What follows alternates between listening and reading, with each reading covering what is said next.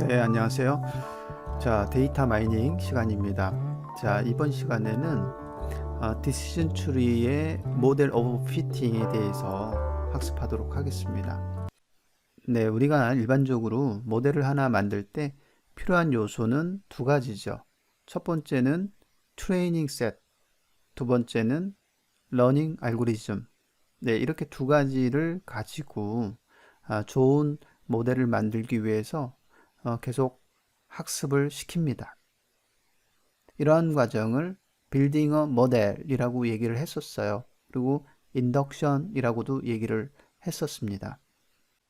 요즘 고3 학생들 보면 실제 수능 시험, 그죠? 수능 시험이 제일 중요한데 그 수능 시험을 대비하기 위해서 여러 차례의 모의고사를 보잖아요. 즉 모의고사를 통해서 실전에서도 강할 수 있게끔 도움을 주고 실제 수능에서도 잘 볼 수 있게끔 하는 그런 목적이 있지요. 그래서 여러 번의 모의고사를 보고 예비 테스트를 거쳐서 부족한 것이 뭔지 잘 살펴보면서 우리가 학습을 하게 됩니다. 그래서 실제 수능 고사에서 잘 볼 수 있도록 하는 것이죠. 그런데 이런 거 있잖아요. 모의고사만 잘 봐.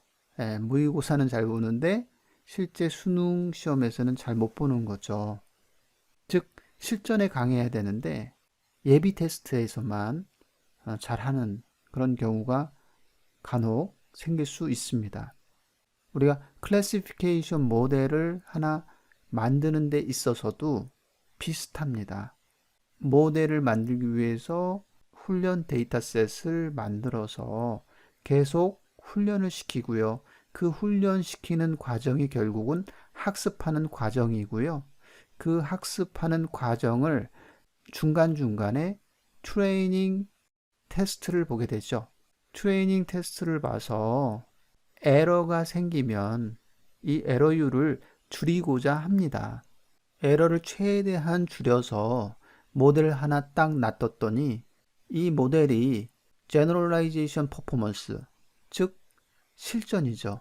우리가 한 번도 보지 못한, 한 번도 만나지 못한 실제 데이터셋을 만나서 Generalization Performance를 측정하게 되는데 그때 사용되는 것이 Generalization 에러율이잖아요. 그래서 Generalization 에러율이 낮은 것을 우리가 좋은 모델이다 라고 이야기를 합니다. 자, 그런데 트레이닝 데이터셋에서는 굉장히 잘 맞아요. 굉장히 시험을 잘 봐요. 굉장히 에러율이 낮아요.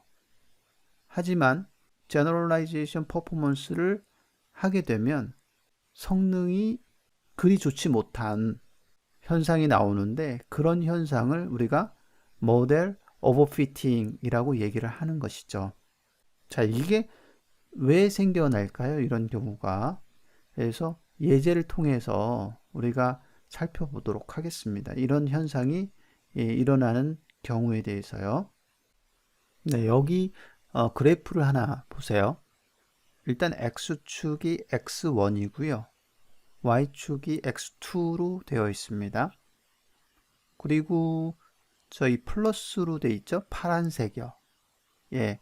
그 다음에 동그라미로 되어 있죠? 빨간색. 자, 이런 식으로 지금 쭉 그래프가 들어가 있습니다. 자세히 들여다 보니까 플러스로 되어 있는 게 그 안쪽에 지금 10,10 정도 되는 그 부분이 센터인데 그 센터를 중심으로 쭉 굉장히 많아요, 거기가. 예, 그래서 그 플러스 인스턴스를 5,400개, 그 다음에 동그라미, 빨간색 인스턴스를 5,400개, 동등하게 5,400개씩, 5,400개씩 있고요. 플러스 쪽에 보니까 10,10으로 센터 쪽에 가우시안 분포로 5,000개의 인스턴스가 있어요. 우리가 가우시안 분포는 뭘까요? 정규 분포를 얘기하죠.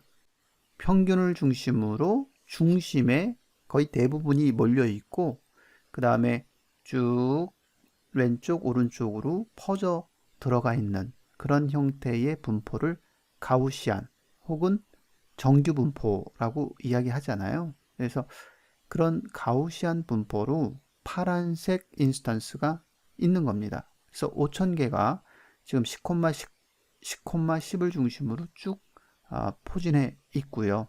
나머지 400개 인스턴스가 유니폼 스타일로 외부에 들어가 있습니다. 그리고 동그라미 빨간색 인스턴스를 보면 얘는 다 유니폼 디스트리뷰션으로 쭉 단일하게 펼쳐져 있는 모습입니다.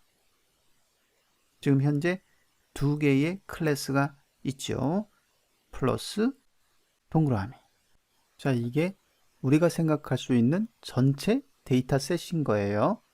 자, 여기서 10% 정도를 사용해서 트레이닝을 시키는 데이터셋으로 사용해 보자 라는 거죠.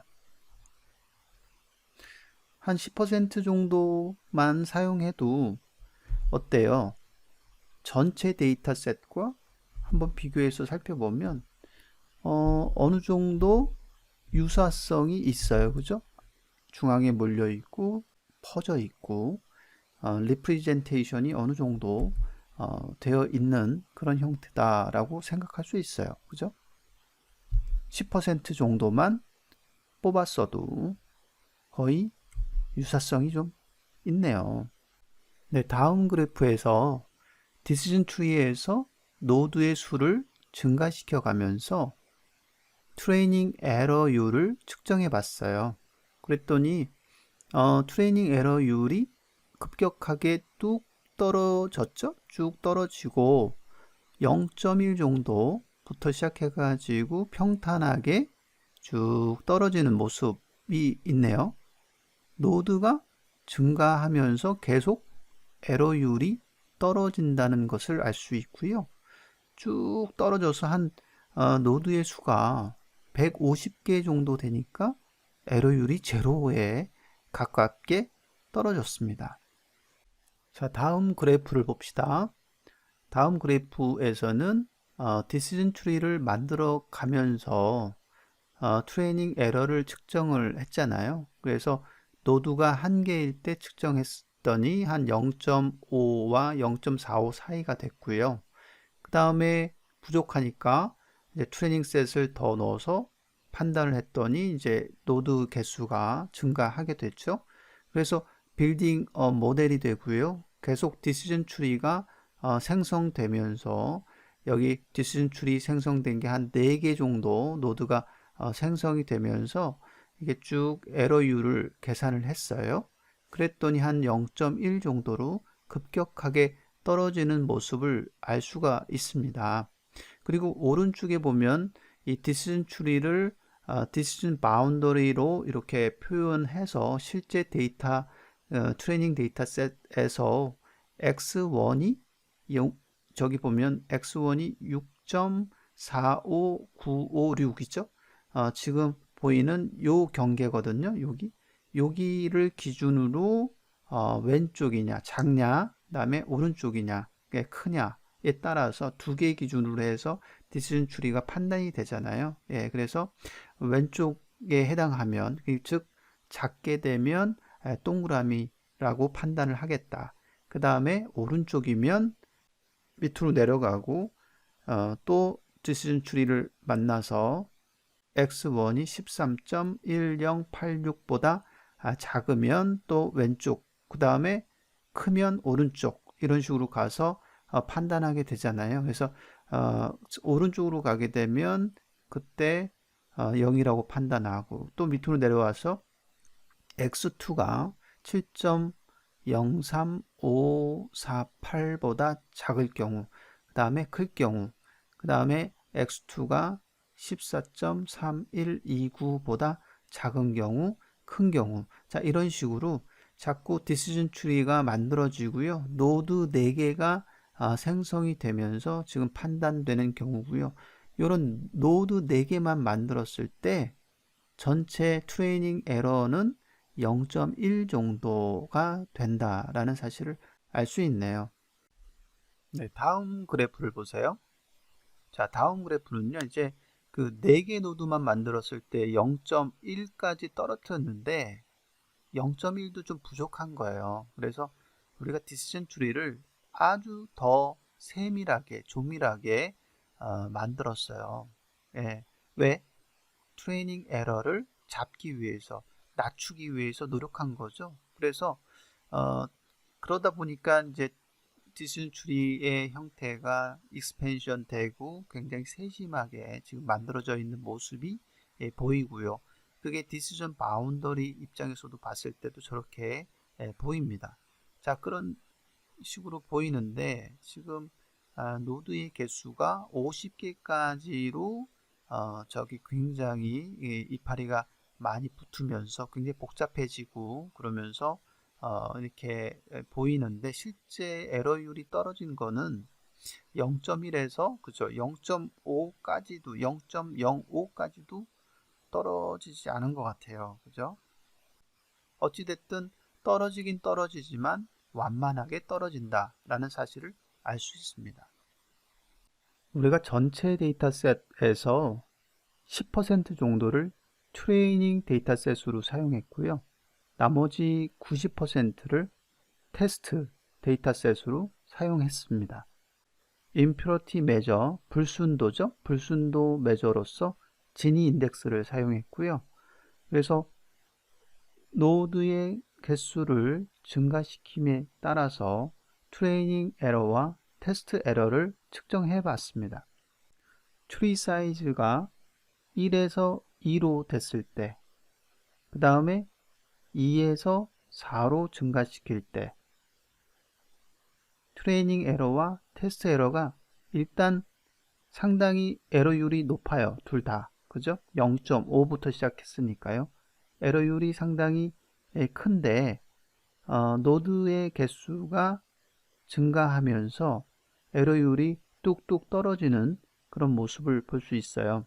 근데 이 초기에 이 에러율이 어찌됐든 높기 때문에 결국은 이렇게 에러율이 높다는 것은 학습된 디시전 트리가 너무 단순해서 어트리뷰트, 속성과 클래스 간의 어떤 관계를 충분히 표현하지 못했기 때문에 나타나는 현상이잖아요. 그래서 에러율이 상대적으로 크게 보이는데 이런 현상을 모델 언더피팅이다 라고 얘기를 합니다. 초기에 학습을 충분히 시키지 못했을 때 나타나는 현상이다 라고 생각하시면 되겠습니다. 자, 그러다가 트리 사이즈가 4에서 쭉 5, 6 쭉 해서 9까지 갔을 때는 트레이닝 에러 레이트과 테스트 에러 레이트이 서로 근접해 있으면서 쭉 가는 모습을 볼 수 있고요. 결국은 트레이닝 셋이 어느 정도 제너럴라이제이션 퍼포먼스에 상당히 대표성을 띠는 그런 형태로 되어 있다라는 것을 알 수가 있습니다. 자, 근데 자, 오른쪽을 보세요.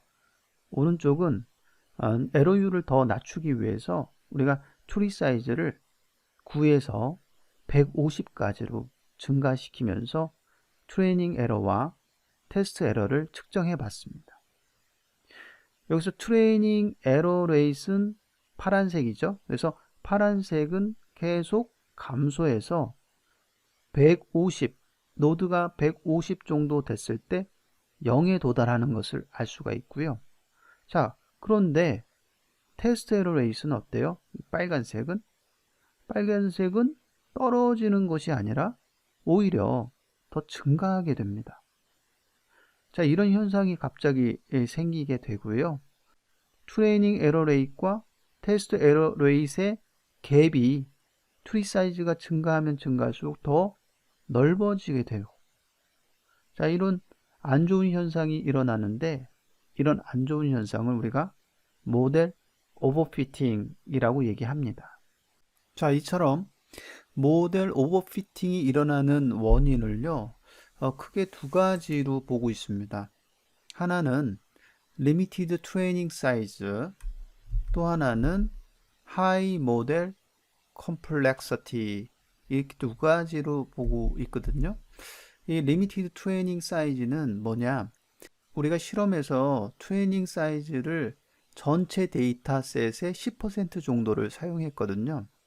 자, 이게 좀 리미티드, 한정이 있다는 거죠. 한정적이다라는 거죠. 그래서 우리가 학습을 충분히 시켜서 오버롤 데이터, 다시 말하면 전체 데이터에 딱 맞는 뭔가 대변할 수 있는 그런 형태가 돼야 되는데 충분한 트레이닝 데이터셋을 사용하지 않았기 때문에 발생되는 그런 현상이다라고 생각할 수 있다는 거죠.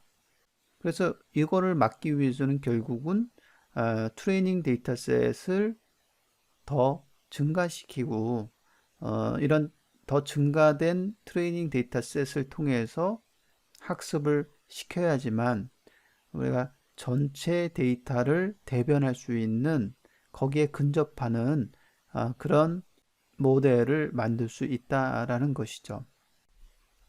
네, 다음 슬라이드를 보면 왼쪽 그래프가 트레이닝 셋을 10% 전체 데이터의 10% 정도를 사용했을 때고요. 그 다음에 오른쪽 그래프가 20% 정도를 사용했을 때거든요. 자, 한번 보시면 알겠지만 빨간색이 테스트 에러고요. 파란색이 트레인 에러예요. 자, 10%만 썼을 때는 오버피팅이 일어나서 노드의 개수를 증가시켜도 계속해서 그 갭은 계속 커지고 그 다음에 빨간색 즉 테스트 에러 테스트 에러는 점점 더 증가하더라라는 거고요. 20% 데이터를 트레이닝 데이터셋으로 뒀을 때는 그 갭이 상당히 떨어진다는 것을 알 수가 있습니다. 따라서 트레이닝 사이즈에 따른 효과가 10%, 20%, 30%에 증가할 때마다 당연히 훨씬 더 좋은 모델을 만들 수 있다는 사실을 알 수 있겠습니다. 모델 오버피팅이 일어나는 두 번째 원인은 이제 하이 모델 컴플렉서티라고 하죠. 다시 말하면 모델이 너무 복잡하다라는 것입니다. 일반적으로 복잡한 모델은 복잡한 패턴을 대변할 수 있는 능력을 갖고 있죠. 그래서 우리가 에러율을 떨어뜨리기 위해서 노드 수를 증가하게 되고 그에 따라서 어트리뷰트 테스트 컨디션의 수가 많아지고요. 리프 노드들이 많아지게 되고요. 이런 것은 결국은 더 많은 파라미터를 요구하게 되고 훨씬 더 복잡해지는 그런 추리를 생성하게 되는 것이죠. 이렇게 오버리 지나치게 컴플렉스 복잡한 모델은 결국 트레이닝 셋에 너무 스페시픽해지기 때문에 트레이닝 에러는 낮아지기 마련이지만 실제 우리가 한 번도 보지 못한 한 번도 만나지 못한 데이터셋을 대변했을 때는 상황이 달라질 수 있다. 즉 우리의 목표는 제너럴라이제이션 퍼포먼스를 증가시키는 데 목표가 있는 것이지 트레이닝 에러를 낮추는 것이 목표가 아니다라는 것이죠. 따라서 너무 지나치게 복잡한 모델을 만들 필요는 없다라는 것이죠.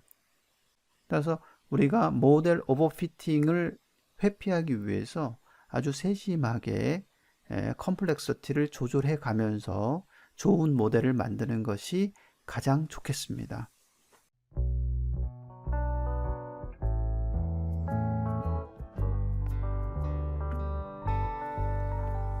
네, 지금까지 우리는 언더피팅과 오버피팅이 일어나는 이유를 예를 들어서 실험을 통해서 살펴봤고요. 따라서 언더피팅과 오버피팅을 회피하기 위해서 트레이닝 사이즈를 증가시키고 디시전 트리 형태를 너무 복잡하게 만들지 말자라는 것입니다.